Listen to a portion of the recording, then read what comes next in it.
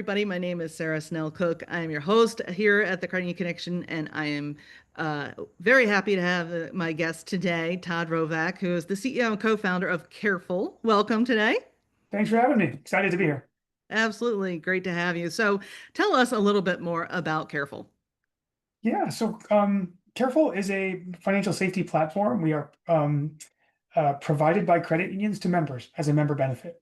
And we focus on older members. And that does not mean the most elderly, although it includes them. It often means retirement age and beyond. And so our average age is somewhere around low 50s and low 50s, mid 50s. And we look for things that affect older adults. And those that are things like senior scams and romance scams and money laundering and all the kinds of things that uh, that they fall victim to, which are often behavioral. And not just transactional issues. They're choices that they make or issues around brain health. And what we do is we monitor their checking, their savings. They connect an average of 5.2 accounts. So we look at their brokerage, we'll look at their home title and make sure that they're safe. Hmm. We involve their family members in that as well. So through our trusted contact infrastructure, when members are provided Carefull, 75% of them bring a family member in some way. And Hmm. through all that, we pick up the phone and we help them when they're in trouble. We want to make sure that their credit is monitored, that they have $1 million of identity theft insurance. And overall, we're a really powerful member benefit that is really sticky, really engaging, and protects them from the 37 billion of elder fraud and exploitation Right. out there today. Yeah, the numbers are staggering. Um, Um, and I like kind of what you pointed out at the beginning. We focus a lot on Gen Z yeah. and the younger people, and we should. At the same time, we still, Crane's average member age is 53. Mhm. So right in that sweet spot that you were talking about, and where I'm heading soon, I guess, in a few years. But so yeah, I was reading that the FBI was saying elder fraud is up like 14%. There's, the grandparent scam, the romance scam you were talking about. What are some of those more common scams, and kind of explain them, because I know some of them, but not all of them, I'm sure. So, so they live in categories. They are also changing every day. The one right now that's out there is the toll bridge scam, and it's a text that everyone's receiving saying you have an unpaid Hmm. um, whatever, right? Toll bridge toll or something that you do Yeah, use. You can easy use pass. it where Yeah. you live. Easy Pass if it's on the East Coast, Fast Track on the West Coast, and all the different flavors in the middle. Um, but generally, it is getting so much worse because it has changed over the last 24 months from being a series of emails to a full-on industry that is texting and emailing and direct messaging through social platforms like Facebook. Um, and they fall into some categories, many of which we know about. One is called pig butchering. Romance scams live in there, and that's the idea of creating a relationship with somebody. So not saying I need you to, send me this money now, but actually starting to have a dialogue with them through some channel and then getting them to invest in a little crypto and then believing that they have a girlfriend who lives in Poland. And credit unions know these stories Hmm. instantly because these stories walk into the branch. And by the time they do, it's a crisis. It's this is my money. I need you to send that wire to my new girlfriend, right? It sounds like that because that person's been coached. And so Hmm. you'll find credit union leaders and employees really know about this pig butchering and romance scams. There's a lot. You talked about grandparent scam where they're getting the category of things saying someone in your family is in trouble. Um, Zelle is dangerous at the moment. Has been for about 2 years. It continues to be where the I would say our older members know just enough about Zelle and Venmo to be dangerous. Took all the friction out of getting money out of accounts, which is wonderful if you're 25 and not if you're 75. And so now they're getting texts saying, you have an unpaid IRS, Zelle this, or face a penalty. And that creates so much urgency and so much anxiety that Mhm. really only 1 in 44 of these goes reported. Wow. So even the numbers that we know about, right? Credit unions know about it all day because it's happening every day. But I think more broadly, we think it's a once in a while, or that happens to one person over there. It's happening to everybody. it's just they people don't talk about it as much. I think now we're seeing it come out from the shadows of it and becoming something that financial institutions want to help people deal with. Hmm. And how many people, their family members who are helping to take care of them, don't even know, You're what you're you're to right. Although I will say, Sarah, there's one thing that doesn't get brought up enough, but I will say here is that for all of the texts and all of the scams, and we can tell you 1,000 flavors of senior scams, there's a lot of theft that comes from within the trusted circle too. True. And that's because we have now 50 million people who are involved in their parents' money. And they are what we call financial caregivers. And they are logging in as their parents and they're trying to keep the train on the tracks. And most of the time, they're doing the right things. But sometimes we also see what we call systematic drain, where someone Mm, feels entitled to maybe take 5,000 and 10,000 regularly out. And sometimes we will find older members really shocked to find that they don't have what they thought they had because someone was quote unquote helping them. hmm. Yeah, yeah, for sure. And some of these things are so believable. Like I'd fall for it. I mean, Yeah. the grandparent scam, that's scary as hell because I've seen it, not personally, but just watched videos of things like that happening. Yeah. So, Sarah, you're getting to something really important here, which is this is not for, I'll just to be blunt, this is not for people who are dumb. Right, careful. This is not for the idea of, oh, how could you should have known better, of course. These are really sophisticated enterprise level scams that are meant to target people of a certain age and certainly with certain balances. And Hmm. so you will find all kinds of sophisticated, successful people who are busy, who are getting a text and just hitting that thing. This is not about intelligence. This is not about being gullible, although we like to use those words. I think we should use less because really, I think that there's so much of it that the stigma needs to go away, and we need to be talking a lot more about what protections are we giving our members. So, Hmm. so now protection around this has to be broader than just about scams, right? And so that's one of the reasons we're looking at all kinds of things. So it's not just about scams, but we also need to think about how healthy they are, and Hmm. that requires different types of technology than a credit union may have today. Right, right. Now, I would definitely want to get into that, but before we do, I want to talk about just the example you kind of gave. Yeah, Person walks in the door. I now have a girlfriend in Poland. I'm going to send them $5,000, whatever. What can a credit union do at that point? yeah. Put as much friction into that moment as possible. That person's being coached. So not only is it hard, that person will make it hard for you to help them, right? Any BSA officer knows how hard it is to coach someone out of these moments. So I would suggest, you know, the playbook in those moments is really around slowing things down and involving trusted contacts, making sure you have them as part of that, but involving trusted contacts and putting friction in and risking the relationship. Mm-hmm. But the problem is that if a romance scam gets to the branch, then it's very, very late stage. So Mm, the real answer is to be way out ahead of that, right. looking for the signals, because before they wanted to send $50,000, someone asked them to put $500 in a crypto account or Mm-hmm. $50. Little things that doesn't look like fraud, or asked them for a charitable donation, Mm-hmm. or had them do, or they signed up for a dating website of a certain age. Maybe they added a new trusted contact that is not in their family. Maybe they started moving money and using peer-to-peer payments in some way. Those things individually are fine, but they add up to what looks like a romance scam from 100 miles Right. away. But you have to Mm-hmm. be able to see that data when they're out there living their lives, Right. not when Right. they're in crisis mode and completely spun up and coached, right? We need to be months and months and months ahead of that. And when we do that, we can call them.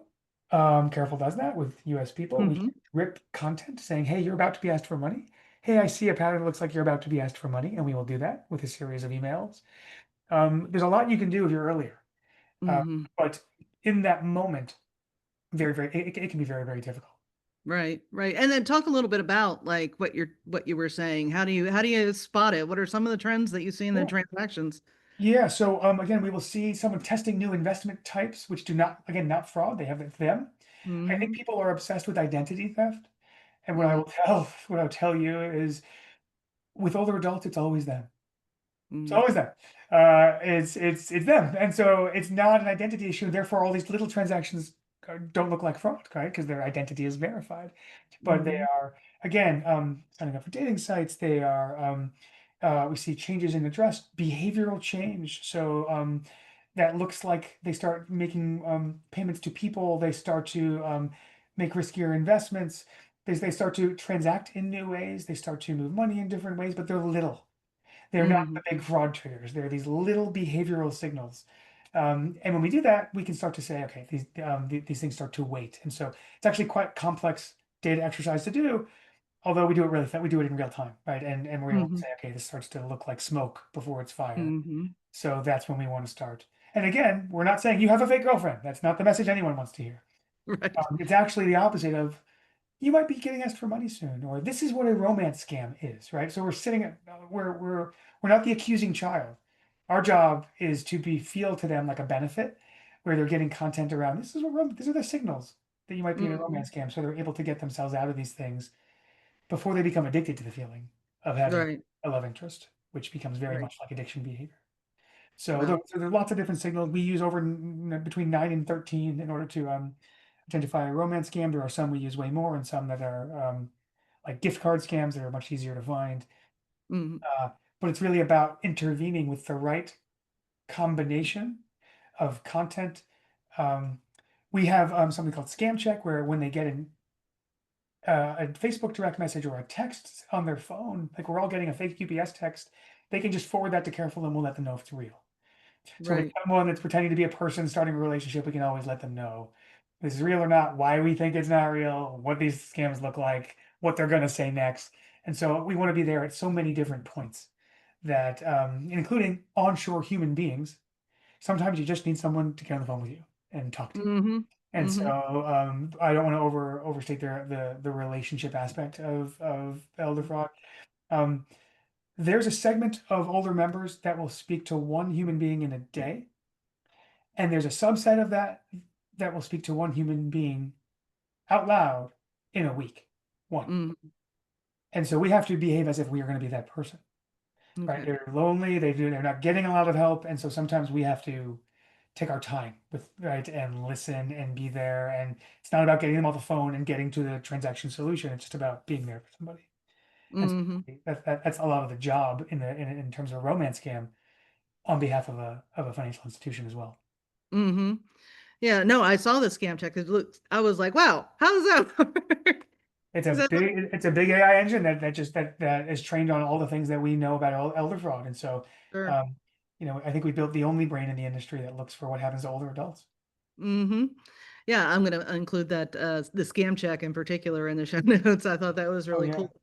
Because I mean, it's just words on a page, and a human being may not even understand the nuance of it, whereas the AI can see all those different transaction points you were talking about as well. And yeah, it's just fascinating that that's even possible now. it's come such a long way even over the past 18 months. It really has. Mm, We're just fighting fire. There, by the way, they're using AI. The bad guys of are. course, yes. So are we. So we just fight fire with fire, right? I think it's a time. I think there's this expectation now of financial institutions that you're like, look, I'm on my own here. Uh, help me out. Like with like let's so AI is one of those things that can be a force for good, and scam detection is a great use case. Hmm. And we see, with our own parents, grandparents, what have you, the cognitive decline that happens, whether they have, something truly, wrong or it's just being old, just forgetting things. Yeah. And there, I know you all recently partnered with the Alzheimer's Association, and Yeah. I saw there's 7.2 million people over the age of 65 living with Alzheimer's right now, and Right. that equates to many millions of free caregivers, the children or nieces or what have you, or husbands or spouses that are taking care of them, and billions of hours of care. Yeah. And how do you equip those families to deal with that, or to Yeah. identify it and Of take course. action early? Of course. You're right. We did just partner with Alzheimer's Association. It's the culmination of something we've been working on for many years. We've been around about 5 years. And in that time, we have leveraged some of the latest research on cognitive decline. The Johns Hopkins study that showed that dementia and Alzheimer's can first be diagnosed in transactional data up to Wow. 6 years before it can be diagnosed in the doctor's office. Wow. So that means we're protecting it from scams. So that means we can see other things too if we care. And we Mm-hmm. and so it's been years of really honing this idea of can we see the signals earlier? Mm-hmm. Because for that big number that you just mentioned, there's so many early undiagnosed cases. Think of your own parents, think of your own family, those loved ones where we say just being old. Well, forgetfulness and judgment and repeat purchases and all the signals of dementia show up in financial behavior first. Hmm. So in charitable donations, a really good example. And we have a whole module just based on charity and charitable behavior because that's not bad. It's not a bad place it comes from. It's not oh, I forgot where my keys are. That's not the behavior. But what you'll see is people giving irresponsibly or giving repeat donations that they don't intend to give. And the charities, by the way, they're well intentioned, but some of them just love that. And they'll keep Mm. coming at older adults, and you'll have members who will have these family conversations that sound like, wait, you've been giving how much to who? And oh no, Yes. particularly during political campaigns, by the way, where Mm. both parties will Mm-hmm. tell older adults and older members the world is ending, right? And have them Yeah. sign up for all these recurring deductions. So anyway, so we care about brain health, and we look for these transactional signals, these behavioral signals, where we can start to say, hey, we see a concerning pattern. And sometimes it's bills, and sometimes it's other types of behavior and mobility, and there's lots of interesting signals around cognitive decline in Alzheimer's. But because of the way Carefull is set up, we also include family members, right? Sometimes it's people doing it for their parents. Sometimes it's trusted contacts receiving alerts if there's a problem. Sometimes it's trusted contacts receiving full visibility. Sometimes it's them receiving password manager access so that we can get out of the kitchen drawer and just help Mm. each other a little easier in a safe way Mm. without sharing bank passwords. So Right. our job here is to be there early with a lot of content. We have a whole body of content on money and dementia and money and Mm-hmm. Alzheimer's, and how do we set ourselves up to continue to live independently or safely or support someone else? What are the things we should do, whether it's bill pay or pattern recognition that can help families stay independent for longer? It's not Mm-hmm. about robbing someone of their independence. It's the opposite. It's most of the action in older members happens in this big underserved period between like 50 and 75 when they're living independently and fine. It's not you're just your most elderly, although it includes it. Mm-hmm. How do we help them through this period where they're not getting new tools every day. They're they're not introducing new apps every day for older adults. Well, brain health is one of those things where they need an extra layer of support. So Mm-hmm. we're really proud of this partnership with the Alzheimer's Association because it allows us to leverage so much new content, allows us to share data, not customer data, allows us to share our research, I should say, Mm.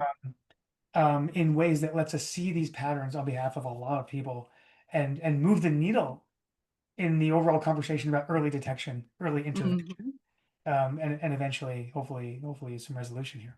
Yeah, and it's interesting that, it even affects the medical society as well. Being able to determine that 6 years ahead of a clinical Oh, diagnosis, that's crazy. absolutely, and I cannot tell you how it's we treat vulnerability and scams and mental acuity and mentative kind of capacity as separate issues, and they're absolutely not. Um, Mm. so what happens when all of the scams that you and I are getting are targeted at somebody who may not be in a position to make good decisions, but still living independently, Mm-hmm. maybe signing up for new subscriptions all the time, right? And Mm-hmm. so we have to be. These things are really related as it comes to financial wellness and financial help, and Oh yeah. that's one of the reasons why the credit union who lives at the center of this for families, both generations, frankly. But both caregiving generation, now Gen X and millennials, and the kind of boomer and older adult generation, if they don't do it, who's going to do it, right? So Mm-hmm. that, Exactly. that's why it's been such an interesting fit Mhm. with credit unions over the years.